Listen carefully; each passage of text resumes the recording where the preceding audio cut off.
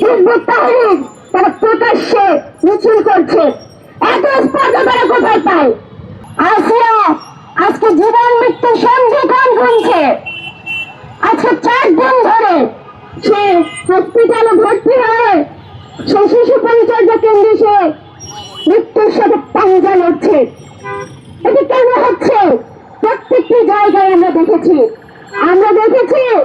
যে আমাদের নারীদের উপরে এই যে পুরুষতান্ত্রিক মানসিকতা, সেই পুরুষতান্ত্রিক মানসিকতা, এই যে আমাদের আর্থসামাজিক ব্যবস্থা, আজ যে পুঁজিবাদী সমাজ ব্যবস্থা, সেই পুঁজিবাদ, মৌলবাদ, পুরুষতন্ত্র, এই তিনটা তারা হাত ধরাধরি করে চলে। ফলে আজকে যতই নতুন বন্দোবস্ত, নতুন বয়ান, যত কিছু করেন না কেন, নতুন সংগঠনকে কিন্তু আমরা দেখিনি এই নারীর পাশে এসে আজকে তারা সেই নিপীড়নের বিরুদ্ধে দাঁড়াতে। সংগ্রামী বন্ধুগণ, আমরা বুক বেঁধেছিলাম আশায়, সেই আশা চুরমার হয়ে যাচ্ছে প্রতি মুহূর্তে। আমরা দেখেছি যে কিভাবে করে গতকাল আন্তর্জাতিকভাবে স্বীকৃত একটি জঙ্গি বাহিনী, জঙ্গি যে গোষ্ঠী, সেই তৌহিদি জনতা এবং যে হিজবুত তাহরীর তারা প্রকাশ্যে মিছিল করছে, এত স্পর্ধা তারা কোথায় পায়? এই দেশে তারা যে জঙ্গি বাহিনী তৈরি করেছে, আজকে এই 5 তারিখের পরে তারা মাথা চড়া দিয়ে উঠতে পারছে। সংগ্রামী বন্ধুগণ, যে নাটক সরকার পরিচালনা করছে, সেই নাটক দেশের মানুষ বোঝে। আমাদের শ্রমজীবী মানুষ সেই জঙ্গিকে প্রতিহত করতে এগিয়ে গেছে। তাহলে সেই শ্রমজীবী মানুষ জানে তাদের শ্রমে কামে তাদের সংগ্রামের দেশ পরিচালিত হয়। আমরা স্যালুট জানাই সেই শ্রমজীবী মানুষদের।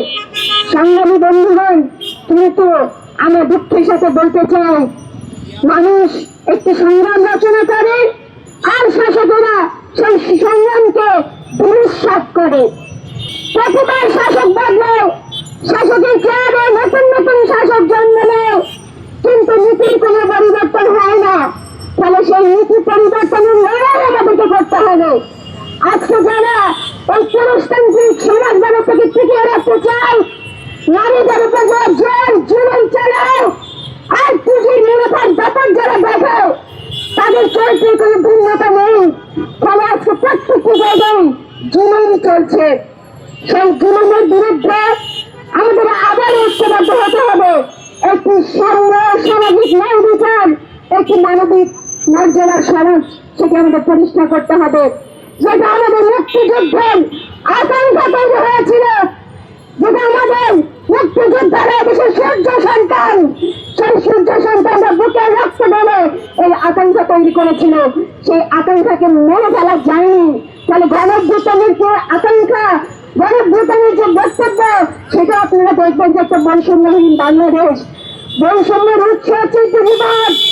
তাহলে পুঁজিবাদ যে বৈষম্য সৃষ্টি করে, শোষণ করে মানুষের শ্রমকে, সেই শ্রম মিলিয়ে নেওয়ার যে নিয়ম, সেই নিয়মকে আমরা জানতে চাই, সেই নিয়মকে আমরা ভেঙে চুরমার করতে চাই। আজকের সমাজে, আজকে যে সমাবেশ, সেই সমাবেশের প্রতিপক্ষ বিষয় হবে সেটি। আমরা ঢাকা বিশ্ববিদ্যালয়ের প্রশাসনকে স্পষ্ট করে বলতে চাই, বিশ্ববিদ্যালয়ের স্বার্থ শাসন ও তৌহিদি জনতার কাছে বিক্রি করবেন না। আমরা শুনেছি যে বিশ্ববিদ্যালয় প্রশাসন আমাদের সেই যে শিক্ষার্থী মামলা তুলে নেওয়ার ব্যাপারে কথা বলছেন এবং সেই যে হেনস্থাকারী তাকে নাকি চাকরি ফেরত প্রতিশ্রুতি দিয়েছিলেন ভয়ে। আমরা নিম্ন লড়াই এবং সেই দিকে বিশ্ববিদ্যালয়ে হাঁটবে না, সেটাই আমরা প্রত্যাশা করি। এবং অনতি বিলম্বে এই আসিয়ার সহ সারা দেশে যতগুলো শিশু নির্যাতন, ধর্ষণ, খুন, রাহাজানি ঘটছে, চিন্তার ডাকাতি ঘটছে, প্রত্যেকটি ঘটনার দৃষ্টান্তমূলক শাস্তি এবং বিচারিক প্রক্রিয়ায় সেই শাস্তি আমরা প্রত্যাশা করি এবং সরকার সেদিকে হাত দেন বলে আমরা প্রত্যাশা করি। সংগ্রামী বন্ধুগণ, সরকার যদি সেদিকে না যায়, জনতা তার লড়াইয়ের হাতিয়ারকে আবারও দুর্বার গতিতে এগিয়ে নেবে, সেই প্রত্যাশা রেখে আমি আমার বক্তব্য শেষ করছি।